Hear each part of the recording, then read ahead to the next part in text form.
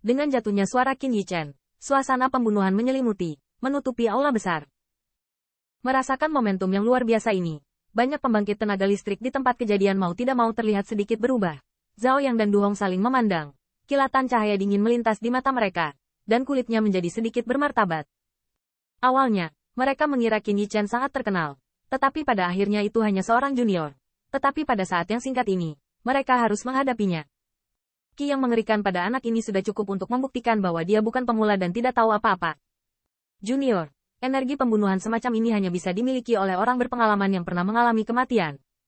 Haha, Tuan Qin bercanda. Secara alami kita berada di jubah yang sama. Bagaimana mungkin pedang itu saling berhadapan? Setelah keheningan singkat, Lu Hong tertawa terbahak-bahak, memecah kebuntuan. Namun, dibandingkan dengan senyum Lu Hong, para pemimpin lainnya tidak terlalu tampan. Sebagai tuan kota dan pemimpin kota pertempuran 100, mereka secara alami tidak memiliki generasi umum. Dan bahkan mereka sangat bangga. Meskipun mereka juga mengerti mereka termasuk dalam perang Korea Utara. Tetapi banyak dari mereka tidak memiliki rasa memiliki leluhur mereka. Bagi mereka, meskipun belum terbuka untuk mengesampingkan semua pertimbangan demi muka, berdiri di pihak dunia barat, tetapi mereka lebih bersedia untuk bersikap netral sekarang. Sekarang, seorang junior-junior bahkan secara terang-terangan memarahi mereka di depan mereka. Jika bukan karena identitas mereka, saya khawatir seseorang akan tergoda untuk mengambil tindakan untuk mengajar mereka. Meskipun Lu Hong melakukan pekerjaan permukaan, tetapi tuan kota dan pemimpin ini tidak menunjukkan pujian apapun. Lagi pula, dalam pandangan mereka, mereka tidak mengambil pelajaran untuk mengajar junior ini. Itu sudah diberikan kepada kaisar-kaisar. Menyelamatkan wajah. Hehe, sepertinya tidak semua orang berpikir begitu. Mata Qin Yichen melirik banyak siluet di aula besar, dan dia secara alami melihat ketidakbahagiaan di hati para pemimpin ini. HMPH. Dalam hal ini, Zhao yang tidak mengungkapkan posisinya. Tetapi Du Biao langsung mendengus dingin, dan hampir langsung membantah. Mengapa? Tuan kota Du Biao mempertanyakan apa yang saya katakan? Mata Qin Yichen sedikit membeku, berkata dengan dingin. HMPH, kami menjaga 100 battle domain selama bertahun-tahun, dan kamu akan menanyaiku ketika kamu memiliki anak bermulut kuning. Nak, bahkan jika kamu adalah utusan kaisar, terlalu mengerikan untuk melakukannya. Du Biao melirik Zhao Yang dan melihat sikap diam-diam yang terakhir. Dia langsung mendengus dingin, berkata. Ragu. Penguasa kota Du Biao serius. Untuk sikap Zhao Yang, Qin Yichen juga melihat di matanya. Dia secara alami tahu bahwa Du Biao adalah duri yang dikirim oleh 100 battle domain. Qin ini mengatakan hanya fakta itu saja. Sekarang semua orang dalam situasi di dunia utara juga jelas. Meskipun kaisar membaca perasaan lama, kami di medan perang tidak akan memberikan punggung kami kepada generasi harimau dan serigala. HMPH, jadi, apakah menurutmu aku pengkhianat? Du Biao mencibir, seolah-olah sangat terhina, matanya penuh amarah. Aku tidak mengatakan itu, tapi tuan kota Du Biao ingin berpikir begitu, dan Qin ini tidak mengatakan apa-apa.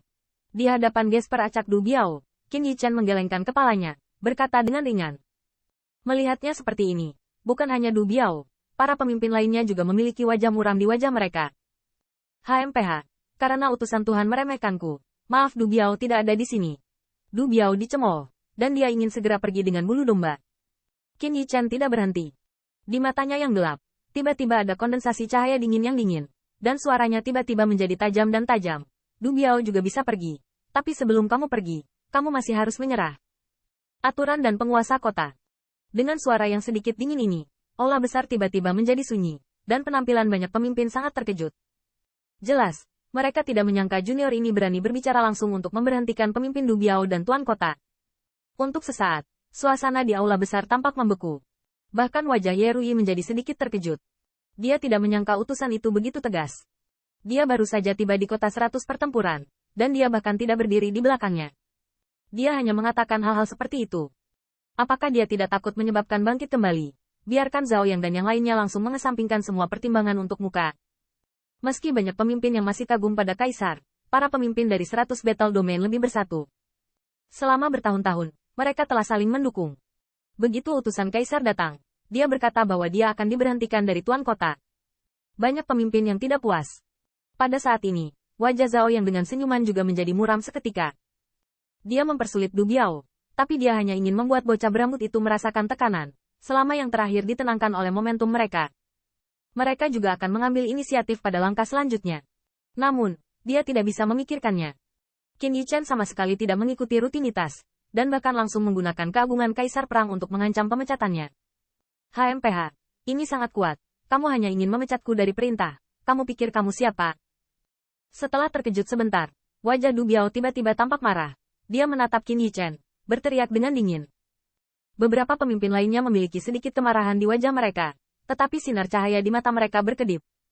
Mereka tidak mengatakan apa-apa, tetapi untuk sementara mereka diam. Meskipun sikap Qin Yichen sombong, bagaimanapun, yang terakhir adalah utusan Kaisar. Di hadapan kemarahan Du Biao, kulit Qin Yichen masih tenang, dan mata gelap itu penuh dengan kedinginan. Dia tahu bahwa di hadapan orang seperti Du Biao, jika dia mundur sedikit, yang terakhir akan segera mendapat beberapa inci. Ingin mendapatkan hak untuk berbicara di 100 Battle Domain, tidak hanya mengandalkan identitas Kaisar-Kaisar Perang. Bila perlu, ia juga harus mewakili Kaisar Perang, untuk menunjukkan tekad dunia Perang Utara. Dia mewakili Raja Pejuang. Di belakang Qin Yichen, Sui Qitian juga memandang Du Biao dengan dingin.